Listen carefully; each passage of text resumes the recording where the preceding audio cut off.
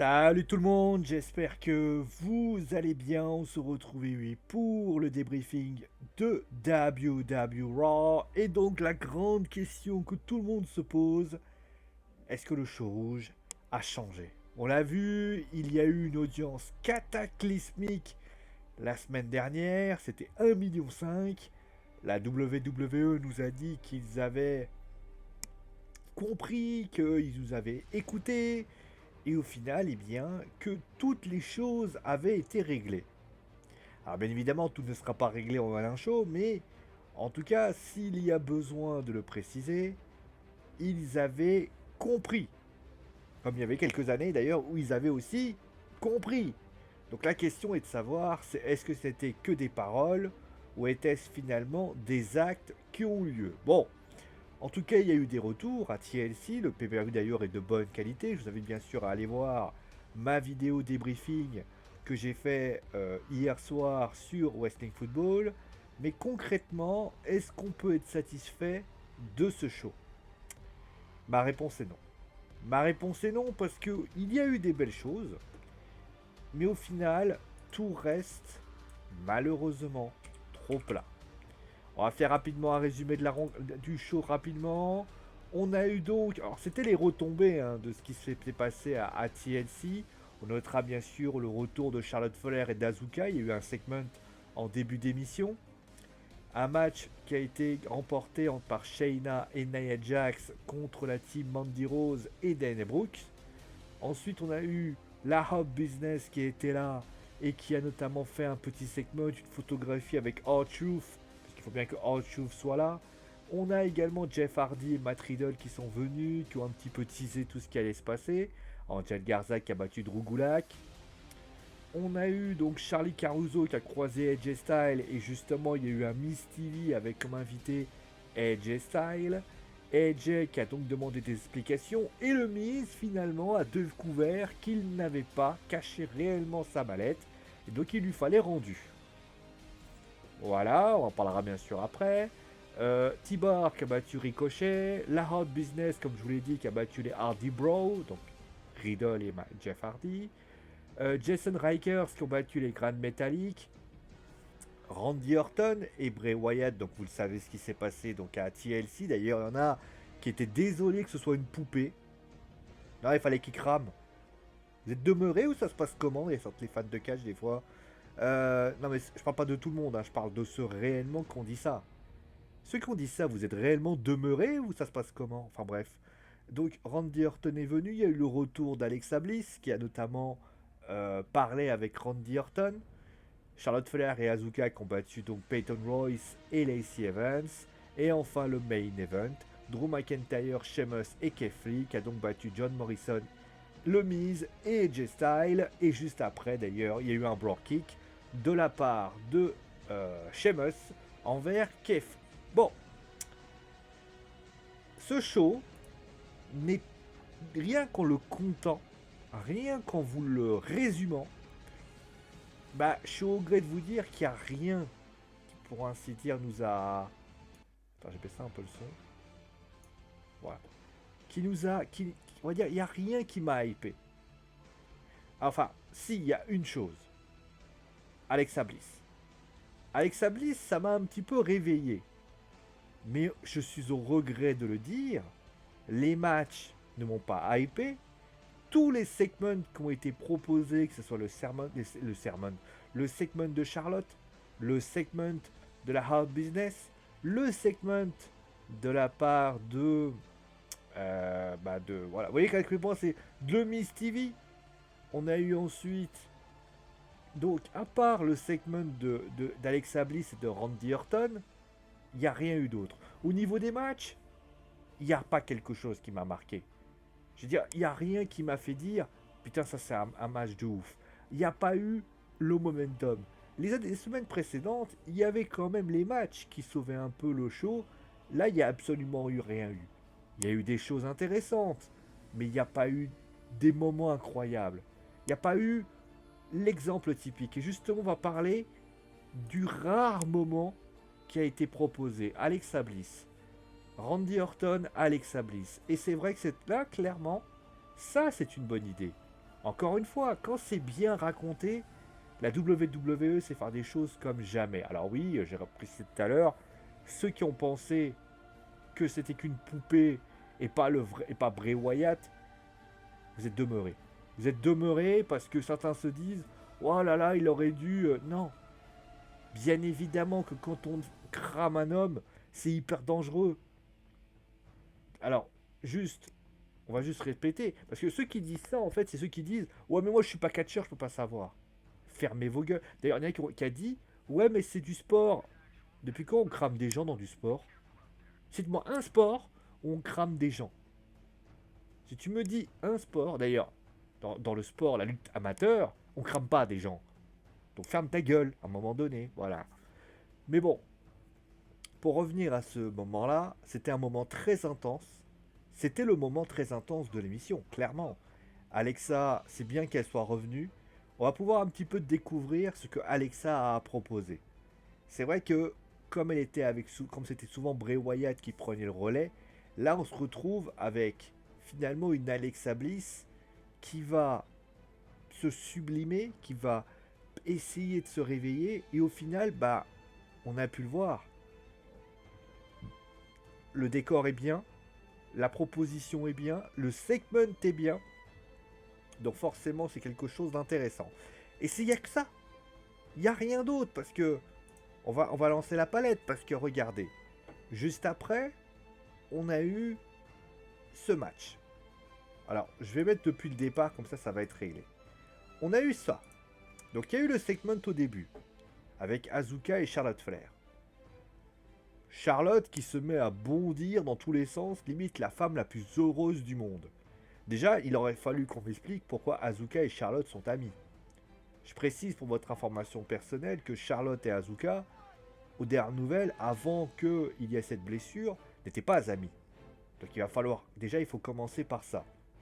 Ça c'est la première chose. La deuxième chose, moi ce que j'aurais voulu c'est que, à un moment donné, on m'explique ces choses-là. Comment Charlotte s'est retrouvée, alors certes c'est expliqué d'un coup de cuillère à peau. Ouais, vous savez, quand il y a une copine qui a besoin de moi. Non mais ferme ta gueule Charlotte, ça suffit pas. Il faut que tu nous expliques tout simplement que t'as fait ça. D'ailleurs, elle parle du titre féminin de Raw. Moi j'aurais préféré qu'elle dise ouvertement, voilà, je t'ai rendu un service, voilà, t'es championne par équipe avec moi, on va défendre les ceintures, t'inquiète pas. Mais si j'ai fait ça, c'est parce que tu vas me devoir un service bientôt. Ou tu me dois un service. Parce que moi, je veux un match de championnat pour le titre féminin de Raw. Là, t'as du momentum. Là, t'as quelque chose. Mais là, non, c'était fade. Après, pour ce qui s'agit du match qui a suivi, y a rien d'intéressant. Alors attention, les quatre lutteuses font le match.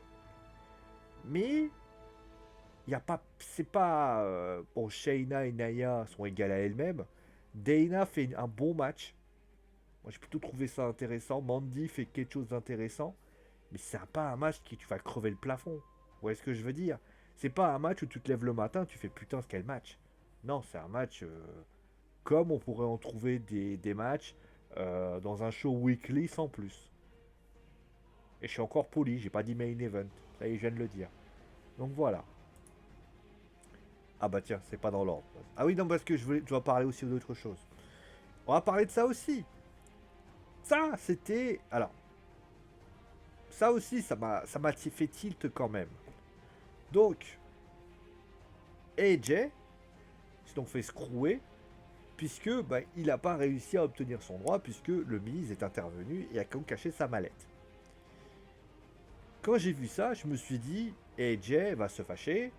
On n'a pas réellement de top face aujourd'hui à la compagnie, à part Drew McIntyre. Tu te dis, bah, peut-être que AJ peut faire son turn. Surtout que Homo, ça a l'air de pas aimer beaucoup Miz et Morrison. Pourquoi pas? Bah, je suis au gré de le dire. Ce segment, alors que j'adore le Miz, hein, le Miz cette année, c'est un échec. Mais c'est un échec retentissant. Le segment que l'on a vu ce soir, d'ailleurs, John Morrison, faut qu'il arrête de répéter tout ce que dit le Miz. Au début, c'est rigolo, au début, c'est sympa, mais au final, ça devient pratiquement, on dirait, tu sais, on appelle ça là, les petits adjoints du grand méchant. Tu sais, dans les cinémas, des fois, vous avez un mec comme ça. C'est ridicule. Et en plus, les explications, elles tiennent la route. Et tout ça parce que John Morrison n'a pas caché la mallette. Et bien tout ça. Alors, ok, tu veux partir dans ce plan-là, pourquoi pas? Mais dis-le direct. En fait, quand AJ arrive, au lieu de t'excuser, au lieu de faire ci, tu peux dire, écoute, ça aurait été de la mauvaise foi, mais ça ferait tellement mise. Bah écoute, moi, je vais te dire la vérité, je n'ai pas caché la mallette. La faute, c'est John Morrison. Voilà, c'est tout. Tu cherches pas plus loin.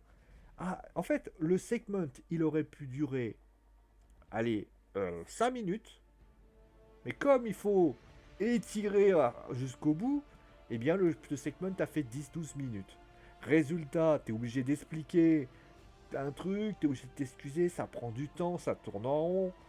Bah, au final, on se perd, on se dit. Et à la fin, il te dit, mais c'est vrai, c'est pas moi qui ai caché. Mais pauvre con, depuis quand tu connais pas les règles? Enfin, il le fait bien, hein. Mais moi, quand j'ai vu ça, j'ai fait, bah non. En fait, t'es en train de te contredire. Pourquoi tu l'as pas dit direct?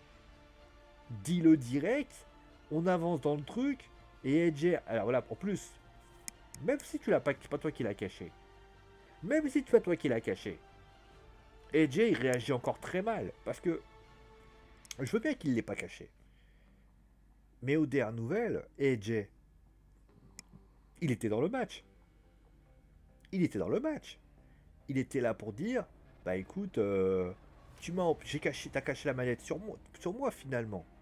Parce que John Morrison, et t'as quand même réussi, t'as quand même essayé. T'aurais pu te mettre de côté, t'aurais pu m'aider.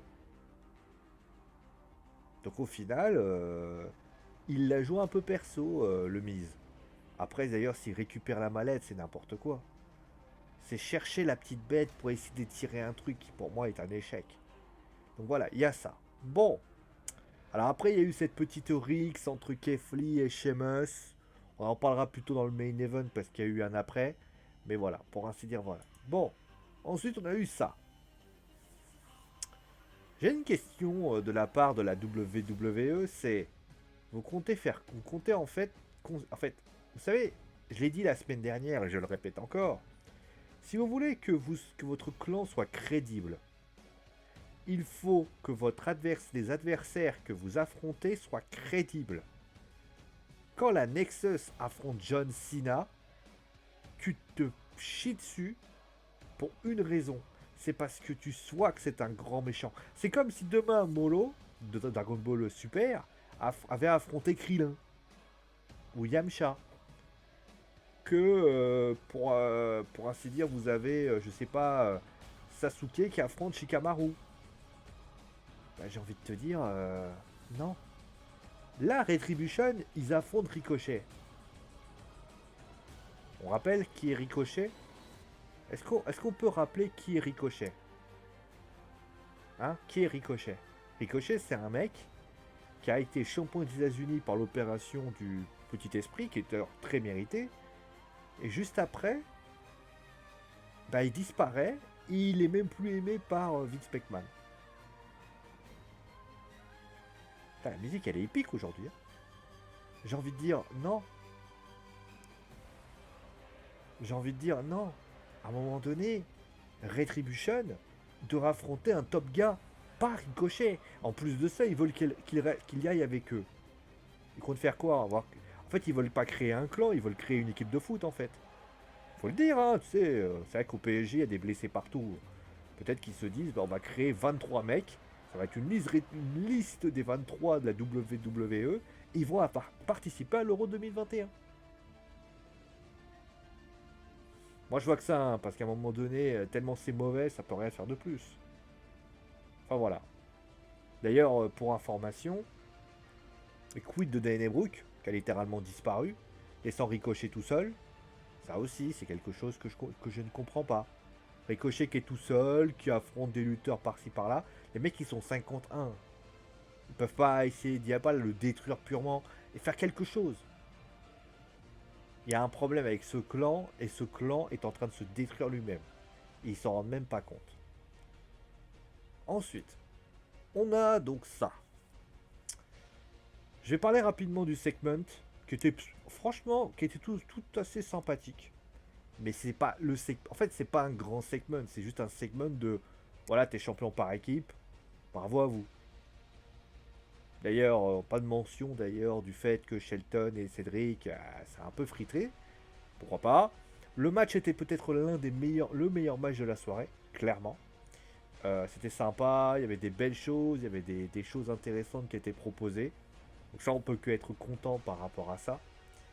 Et donc on arrive, bon ça j'en ai déjà parlé, Charlotte qui gagne contre Peyton Royce et Lacey Evans. C'était pas folie, c'était pas ouf, mais ça se regardait. Voilà. Et on termine avec le main event. Qui était, alors je vais vous donner le nom de la stipulation main event, si je la retrouve. Parce que pour moi ça m'a un petit peu fait tilt pour étonner. Donc on va les résultats WWE. Donc, nous c'était un, attendez, je vais vous trouver le nom. Un Holiday Street Fight Match. Je vais vous répéter pour que vous compreniez bien. Holidays Street Fight Match. J'ai besoin de vous le répéter. Donc si je traduis, c'était un match c'était un combat de rue en vacances. Parce que le thème était les holidays, parce qu'on va partir en vacances. Maintenant, j'ai une question. Bon, pour le holidays, bon, admettons. Qu'est-ce que vous avez trouvé de Street Fight là-dedans? Alors tu vas me dire, oui, ils sont battus avec des trucs de Noël. Non mais sérieux, quand vous dites ça, vous croyez en ce que vous dites? Vous m'auriez dit un Christmas match. Un Christmas match. Pourquoi pas? Pourquoi pas? Ça peut être intéressant, avec des guirlandes, etc. etc. Sauf que là, c'est pas un Christmas match, c'est un street fight. Le street fight a juste voulu justifier le fait que vous pouvez faire des powerbombs, etc. etc. Mais admettons, depuis quand on fait des tags dans un street fight? Moi, je m'attendais à ce que ça parte dans tous les sens, qu'au final, McIntyre et AJ se retrouvent en petit comité. Bah non, c'est pas ce qui s'est passé. Ça a été une cata. Et puis, on va parler aussi, forcément, de la guerre entre... Alors, ça a un peu réveillé un peu tout ça, mais là... Alors, il y a quand même deux choses qui se sont passées qui m'ont un peu étonné. D'un côté, tu as quand même bon, Keith et Sheamus qui n'arrivent pas à s'entendre. Pourquoi pas? Pourquoi pas? Ça peut être intéressant, ça peut raconter des choses, ça peut montrer... Mais, en fait, Sheamus en ce moment, il est quoi? Face, heel, il se tape avec McIntyre. Qu'est-ce qu'il est concrètement? La semaine prochaine, qu'est-ce qu'on va faire? Et McIntyre, bah au final, je comprends pas ce qu'il veut faire. Ils veulent faire un Sheamus Keith, c'est ce que je crois comprendre. Pourquoi pas? Mais il va falloir vraiment expliquer la semaine prochaine. Mais bon, admettons. Pourquoi il n'y a pas eu de trahison avec AJ? Je précise que AJ, il l'a pris encore plus cher. Pourquoi ne pas donner un message? Quitte, alors, tu veux vraiment que ce soit encore plus dingue? Fais perdre la team McIntyre. Tu pas la team McIntyre et il se tape encore plus fort. Ça a été une idée. Et à la limite, que AJ mette un Phenomenal Forearm à le Miz. Ah oh non, on peut pas. Pourquoi? Parce que ça va considérer comme un turn? Non. Si Omos l'a fait, hein, il a envoyé Morrison sur une table. Mais aux dernières nouvelles, ce qu'on aurait pu faire, c'est que c'est que le Miz aurait pu se prendre un phénoménal et finalement, sans aller jusqu'à dire, ça c'est pour ce que tu as fait hier. Maintenant on est quitte. Voilà, c'est tout. Pas besoin de chercher compliqué. Au lieu de ça, bah, ça fait un moment très, très passable. Très... Très passable. Ouais, très passable. Ça fait un moment, on se demande, voilà, tu as le mis sur un espèce de gâteau. On s'en bat les couilles. Écoutez, qu'est-ce que je voulais que je vous dise, moi? Qu'est-ce que vous voulez que je vous dise? Bon, bah le bilan, bah, vous l'avez peut-être finalement deviné, c'est que si je mets cette photo tout seul, c'est qu'au final, bah, Il reste un show. Il reste un show cette année. À partir dans 2 semaines, ils vont faire d'ailleurs un Raw Legend. Avec d'anciennes superstars de la WWE, Ric Flair, et ainsi de suite. C'est bien. Mais à quoi ça va servir? Alors on va être cool, on va retrouver Ric Flair, on va être content. Mais Ric Flair, on l'a vu cette semaine. Ou hier, je sais même plus. Oh, on va retrouver Shawn Michaels. C'est bien. Le problème, c'est que Shawn Michaels, on l'a retrouvé il n'y a pas longtemps aussi. Et on sait qu'il travaille dans les parages. On va retrouver l'Undertaker. Très bien, on l'a vu il y a quelques mois. On va retrouver quoi? Kane? Ouais, super. Pourquoi toujours voir par le passé? Si votre solution à la WWE pour que les audiences remontent, c'est de prendre des vieux de la vieille, vous allez droit dans le mur. Prenez la... Alors je sais que certains vont me demander de ne pas la comparer avec, mais je suis contraint d'obliger de la comparer. Prenez les mecs de la All Elite Wrestling. Les mecs de la All Elite Wrestling, ils ont fait venir Sting, c'est vrai. Ils ont fait venir Chris Jericho, c'est vrai. Ils ont fait revenir Alan Dessen. Ils ont fait venir Jake the Snake Roberts, ou Jake Roberts dans cette histoire. Ils ont fait venir des mecs qui étaient des vétérans à la WWE. Jim Ross, et ainsi de suite. Mais c'est pas ceux qui vont aider à la montée. Oui, Sting a permis de créer des audiences, c'est vrai. Mais c'est pas lui qui va tous les jours sur un ring de catch. C'est Sammy Guevara, c'est MJF, c'est Y2J Chris Jericho, c'est John Moxley, c'est Kenny Omega, c'est les Young Bucks. Ils prennent une génération qui aujourd'hui est une jeune génération aussi avec de l'espoir, mais aussi une génération qui en veut. Et les légendes, ils viennent. Alors ça, il n'y a pas de légende à la All Elite Wrestling, mais il n'y a pas aussi tout ce qui s'est passé. Les légendes, ça va nous bercer quand ils viennent. De pas faire un show avec que des légendes. Il faut ramener qui? Bret Hart? Enfin, je les adore les légendes. J'ai grandi avec eux, je pourrais pas leur dire aujourd'hui j'ai plus besoin de vous. Que Hulk Hogan vienne, bah écoute Hulk Hogan, moi je l'ai connu, j'avais quoi? J'avais 7-8 ans. Je suis content de le voir. Mais je vais pas bander parce que Hulk Hogan est là. Shawn Michaels, j'en suis un réel fan. Mais aux dernières nouvelles, encore une fois, ils vont faire quoi? Ils vont justifier ça par le retour de Edge. Mais mec, putain! Si c'est ça, putain, c'est de la merde. Trish Stratus. Et alors, qu'est-ce qu'on s'en fout? Beth Phoenix, qu'est-ce qu'on s'en fout? Si vous voulez que Raw se réveille, là ils vont faire des audiences un peu fortes. Pourquoi? Parce que tout le monde attend Bray Wyatt pour savoir ce qui s'est passé. D'ailleurs, si tu veux être intelligent, tu le fais en fin d'émission. Moi, je vous fais le pari. Allez-y. Combien? Allez, on va jouer à un jeu. On va trouver les audiences de cette semaine. Ça va monter, ça, je vous le garantis. Mais je verrai bien 1,6 million, 1,7 million. Mais, et je vous jure, dans 2 semaines, ouais, dans 2 semaines avec le Raw Legend, je serais pas étonné que ça fasse, allez, 2 millions. On va imaginer, parce que forcément les gens vont être contents, ils vont retrouver leurs fans favoris. Sauf que, c'est pas comme ça que ça marche. Quand ces superstars vont partir, il y aura eux, il y aura les McIntyre, il y aura les Randy Orton, il y aura le Miz, il y aura toutes ces superstars qui sont présents. Est-ce que on peut... Si John Cena il vient, qu'est-ce qu'on s'en bat les couilles? C'est cool, il vient, ok, il vient à la maison, mais ça n'apporte rien.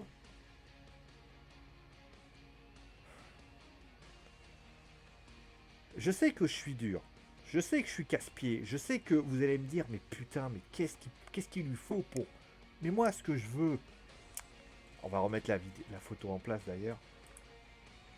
Moi, ce que je veux aussi pour la WWE, c'est pas... c'est pas qu'elle coule. Parce que moi, je le dis très simplement. Je ne veux pas que cette fédération coule comme toutes les autres fédérations ont coulé. croyez pas que quand j'étais ancien, je vous disais, ah ouais, la WCW, faut qu'elle gagne ou qu'elle perde. Moi, ça m'intéressait pas. J'avais quand même un petit peu plus de bouteilles et je me disais dans ma tête, bah quand j'avais en 98, j'avais 13-14 ans, je comprenais que si la WWE avait un concurrent, la concurrence, ça fait vendre. Aujourd'hui, j'en ai largement le double, j'en suis encore plus conscient que la concurrence, c'est ce qu'il faut. Il y en a qui estiment qu'il faut que la All Elite Wrestling passe à lundi. Pas tout de suite, laissons-leur le temps.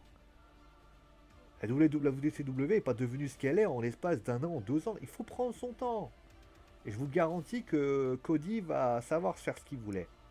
Mais moi, de mon point de vue, je vais paraître un peu méchant. Ce qu'il faut, c'est pas des légendes.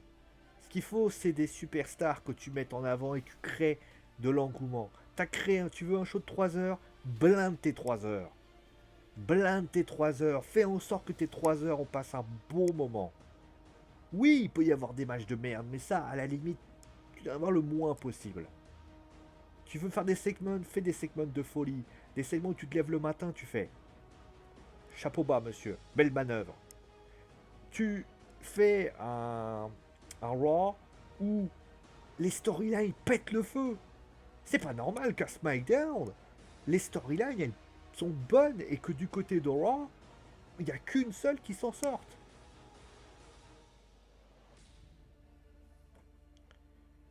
C'est tout ce que je demande.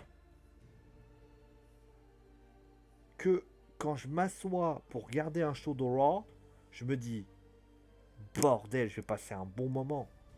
Ça fait... Alors on va être gentil, ça fait quelques... Alors là, j'ai eu des shows où j'ai été hypé. On va pas se leurrer, j'ai eu des shows, le show avant les Survivor Series, franchement, les shows, il est excellent. Mais ça fait...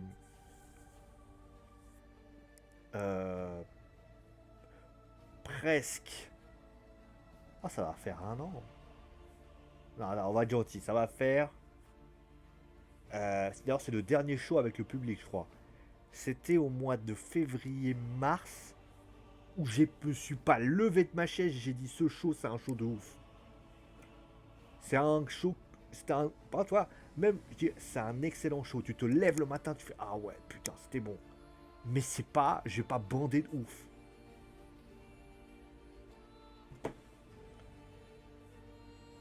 Alors, après, pour leur gouverne, les pay-per-view tiennent la route. Ça, pour ça que je me dis, ils ont les moyens d'y arriver. Parce que si tu fais de bons pay-per-view, tu peux faire de bons shows. Voilà. Je vous remercie bien sûr d'avoir suivi l'émission. Je vous dis, je sais pas si je vous ferai un. Je pense pas que je ferai un débrief. Je pense que je partirai tranquillement en vacances. Il y aura sans doute un bilan. Ou s'il y a un jour, je vous tiendrai au courant. Il y aura quand même des streams, hein, vous inquiétez pas pour ça. En tout cas, portez-vous bien et ciao les amis.